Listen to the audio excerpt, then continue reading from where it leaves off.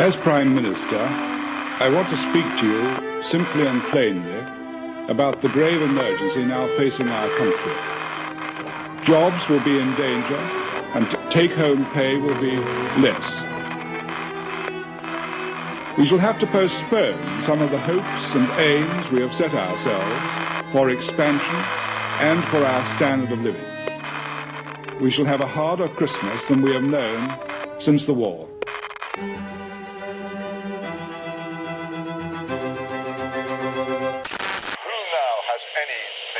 About the de-industrialization of this country.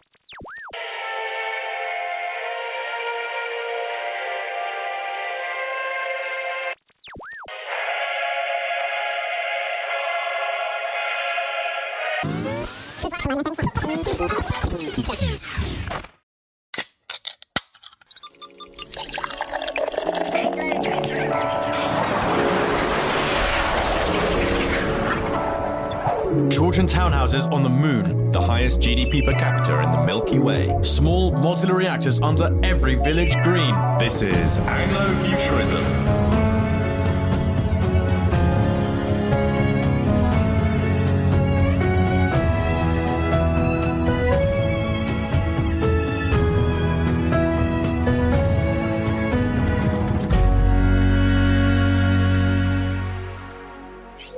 Listeners, viewers, welcome to the Anglofuturism Christmas special. I'm Tomo. And I'm Calum Drysdale, and we are here in surroundings that I can only describe, Tom, as nautical. We're bobbing about on the Thames in a place called Theatre Ship, which we highly recommend as a place for hiring, watching wonderful art shows, going to the bar. This is not sponsored, by the way. But most critically, and I think let's talk about the guests that we have managed to drag along. Actually, no, I have an update from one guest who is supposed to join us, and he's a senior political advisor to the current government. He messaged me at 4:37 a.m. and he said, "Tom, I can only apologise and beg forgiveness. I'm not in a condition where you would want me on your show in a frighteningly small number of hours. That is the truth. I considered a more elaborate lie, but so be it." So I feel that we cannot reveal the name of this reprehensible individual. No, but it probably says something about the nature of the Blue Labour movement. Let's leave it there. With that, let's welcome our two guests, Andrew Kramer and Rebecca Wray. Hello. Hi. And Andrew is from Isembard, the machinist. How do you describe Isembard? Isembard is the manufacturer for critical industries.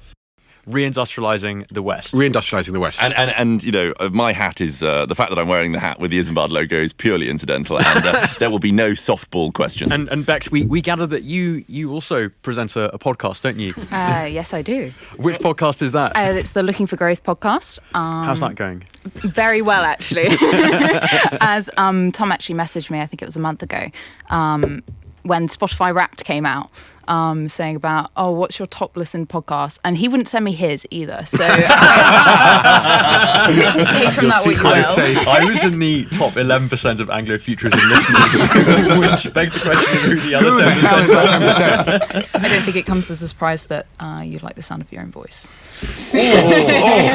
Shots fired. I think Calum is the one who likes the sound of his own voice the most.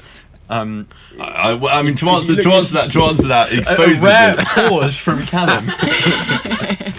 Well, we have, yes. Unfortunately, Tom now, because there's video, Tom's unable to do his usual trick, which is reaching over and sort of grabbing me by the throat and sort of, shut up! Sometimes you might see me typing on the laptop, and then generally that's a Calum stop.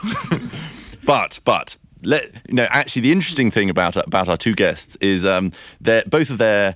Is it fair to say minders, or would you regard yourself as powers behind the throne? Powers behind the throne, I think. Really? Well, have actually been on the podcast. So in Andrew's case, Alex Fitzgerald, who sort of I think gave quite a rousing account of why the production of very small metal parts was critical to the survival of the West. Yeah. And Lawrence talked about dogs. Are we going to expecting similar heights from you two? Are you going to talk about dogs? Potentially not, no. There is one with us, though. There is one, actually. Yeah. There is out in the crowd. We have a live studio audience. Let's hear a cheer. Hundreds out there, hundreds. Including the Chihuahua. But let's get into the hard questions. Okay, well, we'll start off with some softballs, as contractually agreed.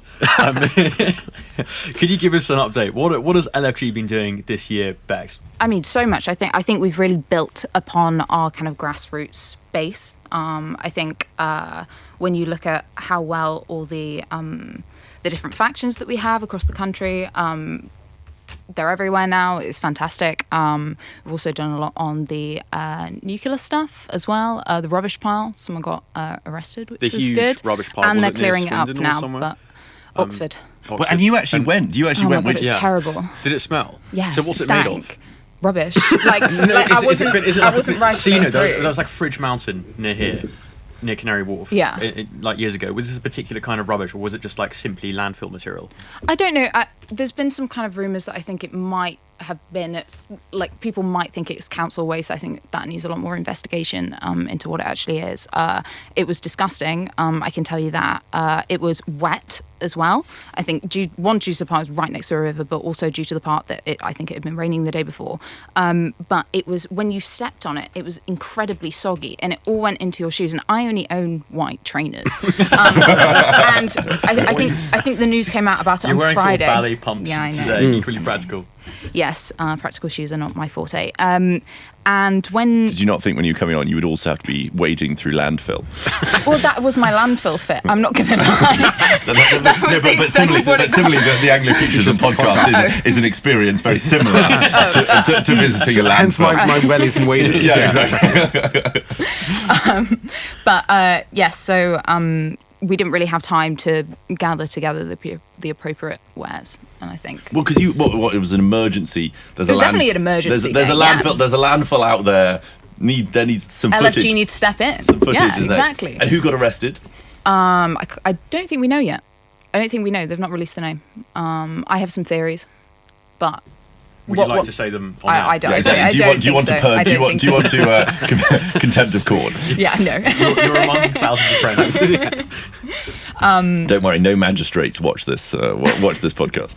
My dad's a magistrate, actually. So he might tune in. might be Does he? I was going to say, does he watch your podcast? Yes, he does. Yeah. I don't think. Actually, my mother only consented to listening to this after the Times did their write up, and she felt that was now an acceptable thing. Yeah. That Just she. work it in nicely. Yeah. You're on your She way said to that was becoming subtle. national treasures, I think. after Times, She said that it was now no longer embarrassing at the book club. So mother, I know you won't be listening to this, but this one goes out to you. Oh. To what extent was the Fingleton review anything to do with LFG? That's a very good question.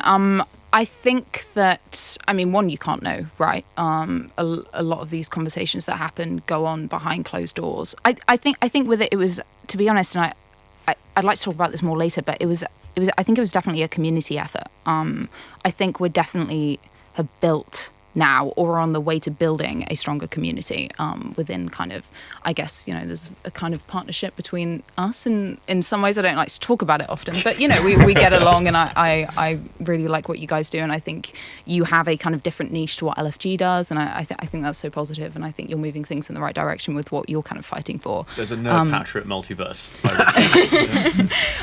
Yeah, definitely. The extended Anglofuturism universe. It's interesting you say that, because I think you're right about there is like a growing group of people who are sort of realizing that they all exist and are now. LFG definitely, I think, is a focus for it. That when you go to these events, it seems to be everyone is there. All the people. You sort of go anyone to the bar. Who's anyone. Anyone who's anyone is a LFG. Yeah. Because we bumped into each other there, right? We did, yeah.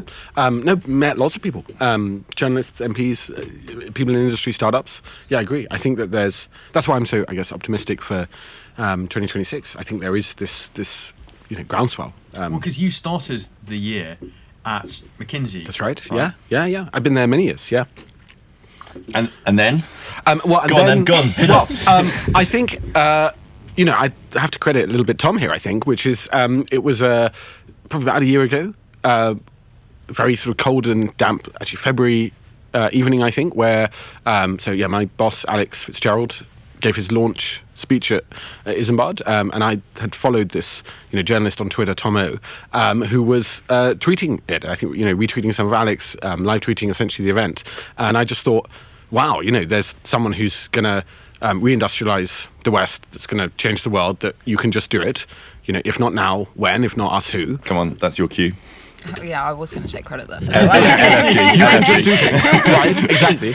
And this just was this bolt and jolt of optimism and positivity. And I think it was at home, with my wife, thinking, well, instead of just complaining about stagnation and decline, why don't we change it? And there's someone going to do it. And from then on, I think there was a period where Isembard was growing just with engineers, but there was a role for a non-engineer, and I got in touch with Alex. And what are we now? Like 11 months later, here I am.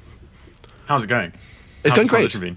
So I think last time you met Alex, when you came to the factory, we had one site in Park Royal and one machine, I think. And one camp bed. And one camp bed. The camp bed's, so the camp bed's still there. Did you guys share the camp bed? So the camp bed's still there. Not like you two.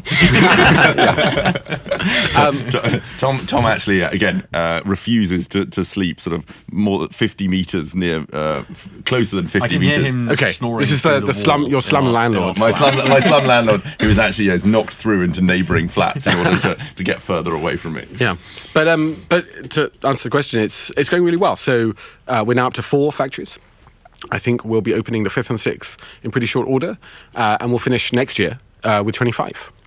And we're now in the UK and in the US, still again focused on CNC milling and turning, so machining, but we're going to expand into additional manufacturing methods.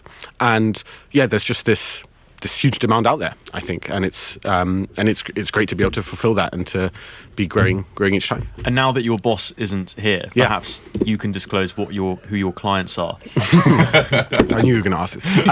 No, although actually some of our customers are good enough to give testimonials, which you can read on our website and put their logos there. So I encourage you to go to isembard.com and the listeners and viewers and find out that. But I think it's great. I think there's just a large number of companies, at all ends of the spectrum, from kind of venture-backed, founder-led, fast-growing companies, all the way through to more kind of established primes, whether that's in defence, in aerospace, space, and all of them have a need for manufactured parts, reliably, fast, high quality, reasonable cost, and it's great to be able to kind of expand into that space. The thing that I kind of don't understand with this is, moving up 25 sites very quickly seems rather extraordinary. Why was this not being done? Like, why did we have this situation where industrial production was just kind of vanishing? Yeah. And no one seemingly few people seemed to care, right? It was just sort of accepted that this would take place until Alex decided enough's enough. What's the kind of world model behind this, or that explains it? It's a good question. I mean, I'm curious as to your thoughts as well. I think this is a kind of microcosm of what we see generally, right? And there's lots of discussion around kind of decline and stagnation. So you could ask this about manufacturing, you could ask it about planning, you could ask it about like all sorts of areas where we know this is the case. I think in this field particularly, obviously we've just outsourced a huge amount of capability and capacity to China in particular and elsewhere. I think that there's just been a lack of investment over decades. And so, the average age of a machine shop owner is nearing retirement. And we haven't necessarily, invested in sort of the next people coming up.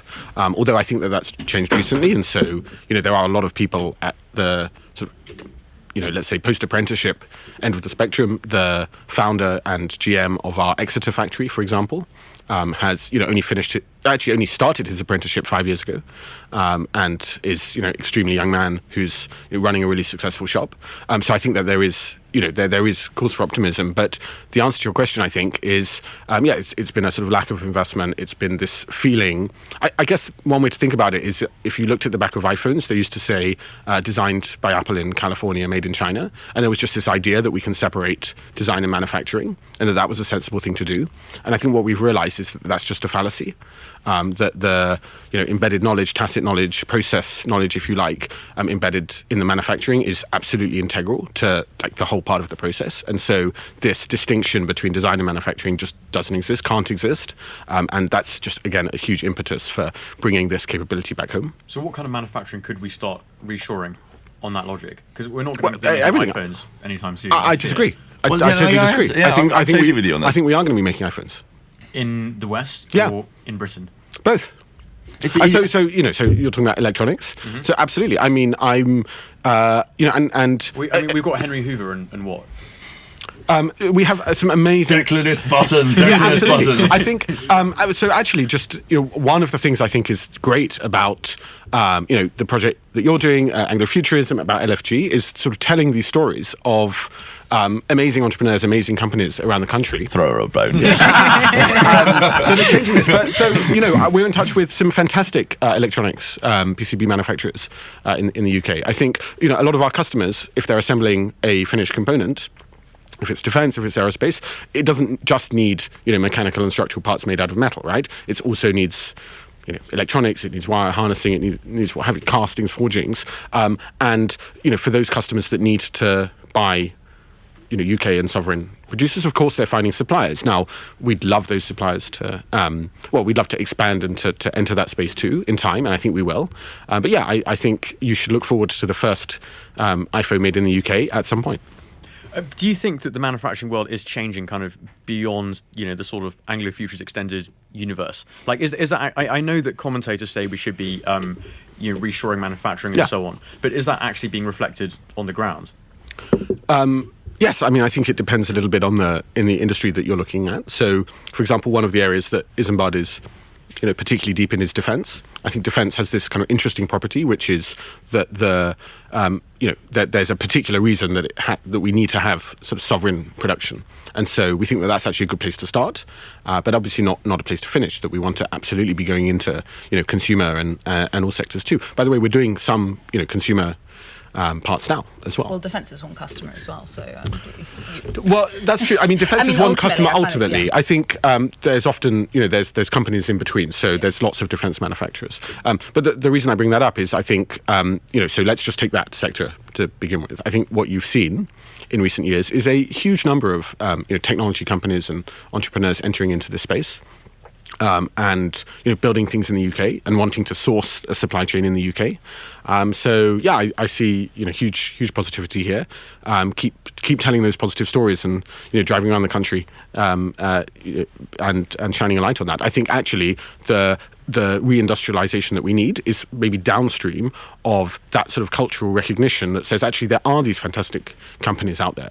And I don't just mean small startups, also some of the really big kind of legacy industrial heritage companies that are just doing extraordinary things, and whose stories I think we should tell more. I mean, there's all those the sort of hub of F1 engineering. It's a great example. I think unbelievable, isn't it? Yeah, 70% of Formula One teams or more are in the UK, and probably in one valley. Just to tell you a story here, I was talking recently with a German customer. And they were asking us about how we factor in material, how we factor in the time essentially it takes to get raw materials. And we're like, well, what do you mean? And they were saying, well, when is that happening? How many weeks are you allocating it? And the reason is Germany doesn't have the Formula One industry, doesn't have the supply chain, and so we actually don't factor that in. I mean, it's often hours. We have amazing material stockholding, even for really interesting and exotic and unusual materials in the UK. Just one of the kind of tiny, small examples of the blessings, essentially, of the F1 industry and the F1 supply chain, that you've got this hub of customers for whom essentially money is no object. They kind of need it done overnight, right? So, like a Grand Prix will end and the engineers will get to work immediately and the new design will come in hours and they will want the new part within hours. And this is just a really, actually pretty unique British kind of capability. And again, just awesome that we have this and then can repurpose it, for the needs that we need, whether it be defence or reindustrialisation otherwise. But there's just, one example. Bex, Andrew has argued that reversing Britain's decline is downstream of culture to an extent. What's your view on this? What's your theory of change for fixing Britain? I think culture is kind of downstream of the problems as well that we face. It's kind of very circular, and I think we've kind of been stuck in an almost doom loop in the UK. I think we do probably need. I think we do need a reset into what what we want the future of Britain to look like. And I think, again, this is why this community is so valuable, because we look at things like energy, we look at things like infrastructure. And Antarctica. Yes. And temperate rainforests. Let's focus on the important stuff here. Can I just ask, are you looking to expand temperate rainforests in the UK? Or is it... Yeah. Okay, great. Big. Yeah. So, I mean... Rewild the Greenbelt. Rewild some upland farm, great. sheep farming areas that actually, I want the Peak District to be covered in stunted oaks. I'm from the Peak District. We have very beautiful, there's a rainforest up there, and they have very rare types of mosses and ferns as well. Ferns are really prehistoric plants. I find them really interesting. Sorry, I didn't realise you were a natural England plant. A moss and fern aficionado on the podcast. Yeah, moss and metal. This is the ingredients for the rebuilding of Britain. Well, up in Derbyshire, to be honest, you don't have that much else to think about. So mines are gone, Mines are gone, so it's moss. For the time being. Spinning jelly's not spinning. So, yeah. I was talking with some people about seeing if we could actually build a jacquard loom with some friends, whether we could actually, Sorry, am I being dumb? Jacquard? Jacquard looms were one of the early looms that were programmable. So you'd have punch cards, and they'd go through and then they'd read the pattern off that. So it was computer numerical control. Exactly, and they actually were an inspiration for Babbage and Lovelace for the differential and analytical engines. And it was kind of that question of, if we can't do this, if we couldn't build that, we wouldn't be able to do the whole flow. I then got shouted down, and everyone said, no, we should build drones instead, which was quite a hard argument to, Russians are coming over the horizon. We got to weave things quickly. Nice fabric. I actually don't know the answer to this. How did you get involved in this? In LFG specifically, because you are similarly a moonlighting as a podcaster, aren't you? Yes. I have my day job, which I love very much.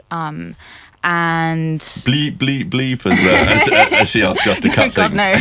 No. How did I get involved? So I went to the first Looking for Growth meetup, and I'd met Lawrence about 2 years before. Really liked him.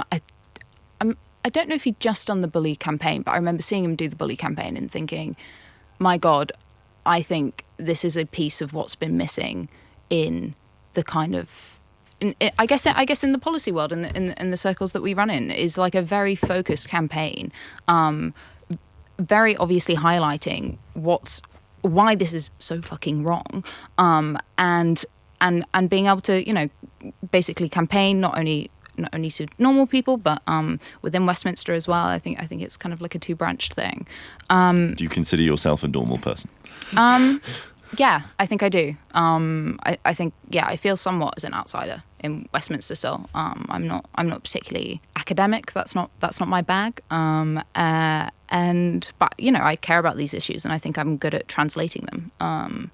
And so met Lawrence 2 years before, and then came to the LFG thing, was very impressed. And I think they put together a kind of vision of what I think could be a large part of saving Britain. And he went to me, he was like, because I was like, I'd love to get involved. They're always looking for volunteers as well, or we're always looking for volunteers. So if you'd like to help out, please come along. And I met Lawrence. He was like, we want to do a podcast. Would you be interested? And I said no at first. I thought it was a bit scary, and it's still a bit scary. But you saw actually how easy it is. Well, it's Anyone fine when you can go. do it. It's fine when you go now, because we're in a studio every time, not just for Sorry, special you're not in occasions. a piece of British industrial. You're not in a spaceship. We're not in Tom's flat. Embarrassing. So it's like you have the big screens there, and you can kind of see yourself, and it's it can be it's an interesting environment. But yeah, I said no at first. Struggling that you can't see yourself. The No, hair I and am. makeup. The hair and makeup has gone really well. Don't worry. Bex actually refused to wear a Santa hat. Yeah, Yes, exactly. I It did. would have cost too much to mess up the blow dry. Also, we have the LFG Santa hats, which I haven't bought with me, which I feel like are the superior ones. So I have loyalty. It's already perfect. There's no need to introduce any variation to the Santa hat. He said with his straining to fit over his enormous training. Scrooge-like. Can I just say though, I actually from the Anglofuturist merch I have seen, I very enjoyed the when they came to Make or Break, and if you've not seen the picture, look at my Twitter. They look very, very, very happy to be there. Do Calum and Tom. Yeah. We have photo shirts. I've never seen smiles so beaming. With the green lines. Pointing. Perfectly erect green line. Bex unfortunately did do us. we were shown up. We were shown up to be very excited to be there and to be supporting a little campaign that we're really excited. Could potentially one day grow into something bigger. All right, we're going to have one final game with you both. Great. But beforehand, we'd like to know what your plans are for 2026. So, Andrew, what is Isembard hoping to achieve in the new year? So we essentially want to expand to meet the demand that's out there with our customers. I think that means more factories. I think it also means doing more things. So not just the manufacturing of mechanical and structural components. I think we'll probably get into assembly. I think we might get into other manufacturing methods as well, sheet metal, for example. I think we may expand more. So we're not just in the UK, we're also in the US. So I think you should expect more of that. More opportunities for me to go to Texas and wear my cowboy hat, and potentially expansion beyond as well. I think we're talking with friends and colleagues in continental Europe. So I think that's what you should expect. Encourage you to become part of the journey. Send your entrepreneurial, engineering-minded friends to us. I was going to say, Tom, when you need high precision manufacturing parts in your daily life, My life is you know where to go. Send us all the drawings and step files of your parts. I look forward to receiving them. We talked about actually milling your My birthday and present. your birthday present out of aluminium. Actually, Calum. We don't just do aluminium. We can do thermoplastics. We can whatever you want. All sorts of interesting Calum, materials. for my birthday, made me, as promised on the show, a 3D model of Antarctica with a cutaway of the British Antarctic Territory bedrock to the nearest 200 meters with the most accurate data set in the world. Wow! And it took 30 hours of printing. Right. I had to sign up for a NASA account and prove that I was going to use the data for good. Which I feel that this was extremely good. Excellent, well done. Where did you get it produced? Can we get it made in No, I made it myself in my lab. In your lab? In my lab. Awesome. I've actually also got a milling machine in the core facilities. So watch out, Andrew. Great. I'll steal your lunch. I want it to be made of titanium and to be resistant to radar detection. Can you do that? Wow, okay, yeah, fun. Add a little kind of radio frequency decoy on the side to disguise that exactly. To disguise what it really is. If you threw it through the air, it would actually eject flares. Nightmare for phone reception in my bedroom. I love that. Let's do it. And Bex, the same question to you. What are the plans for LFG / the LFG podcast in 2026? Well, for the podcast, we've got an incredible lineup of guests for spring 2026. I don't know about that. Yeah, Listeners don't go anywhere. Potentially.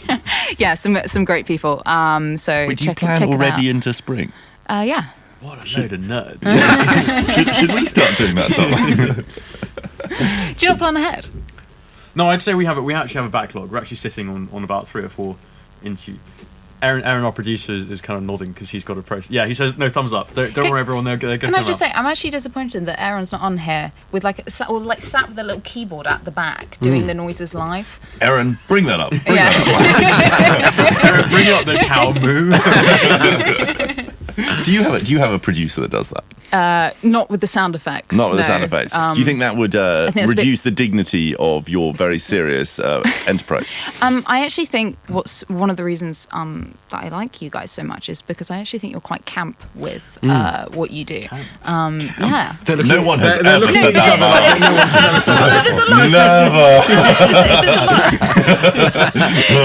There's a lot of thought that's gone into like the visual iconography of like your stuff, and I also think that like you guys, you make it very jovial. And I think Cam? Did you put any thought into it? Oh God!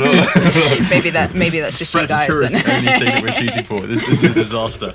We're going to have to punish you for that, Toadie, with a final game. Are you familiar with Just a Minute from Radio yes. 4? Oh no. Are you going to have the sound effects in for that, or is that copyright? Aaron, should we have sound effects?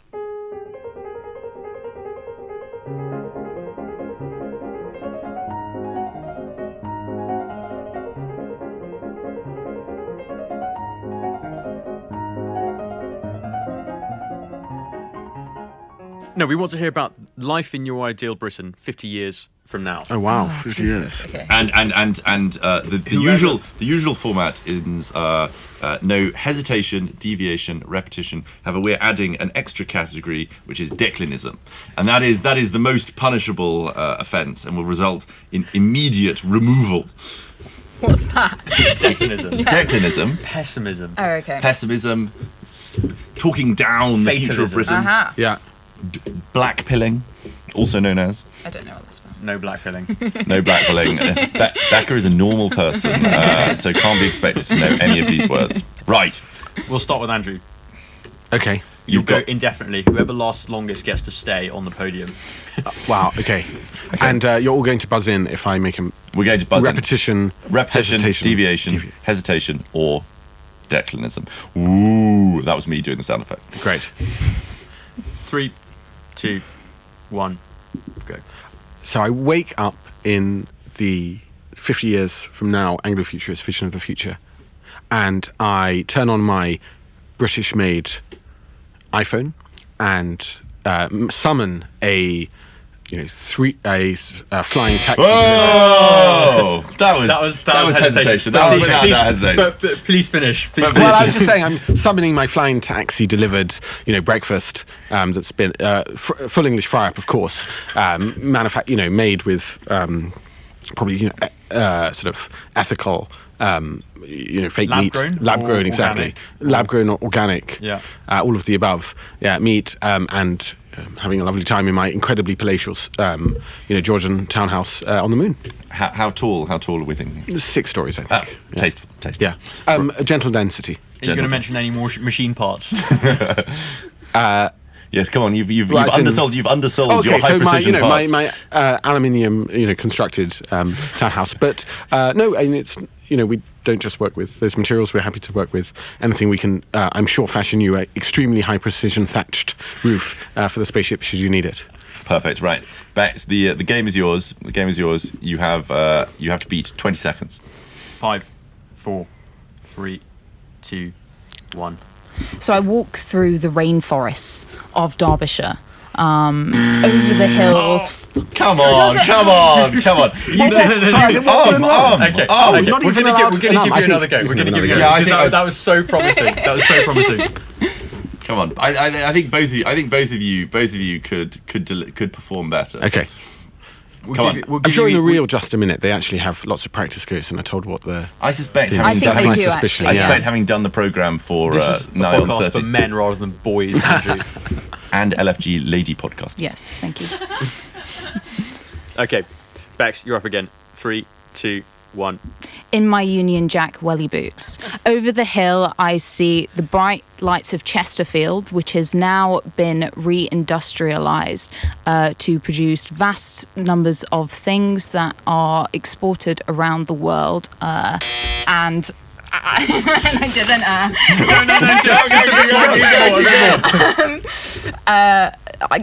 I get the train to Leeds. Leeds.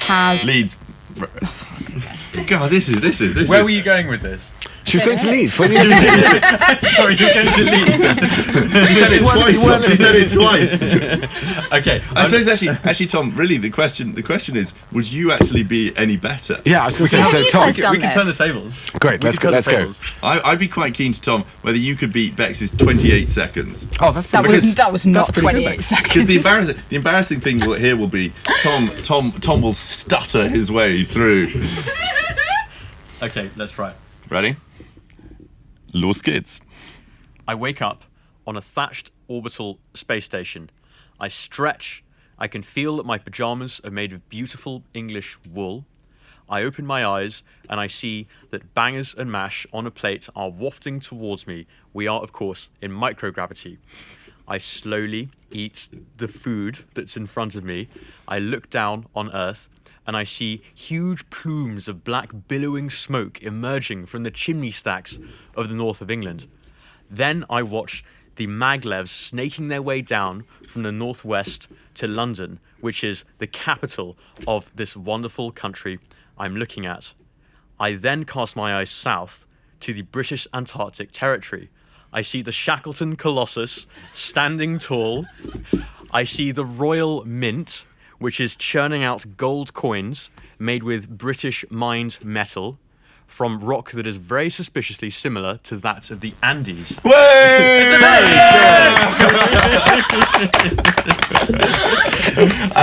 And He's been doing this. and there was not one characteristic in there. Was there not? There was not one. Well done, Tom. So podcasting with Calum is like interval training, because if you notice the way I had to interrupt there to get a word in, you have to speak so quickly, and so speaking very slowly feels, I don't know, like a stroll in the park versus the sprint that I normally need. Yes, Tom. So, Callum, is it your turn? Shall I have a go? All right. Should we hand this over to our guest? 5, 4, 3, 2, 1.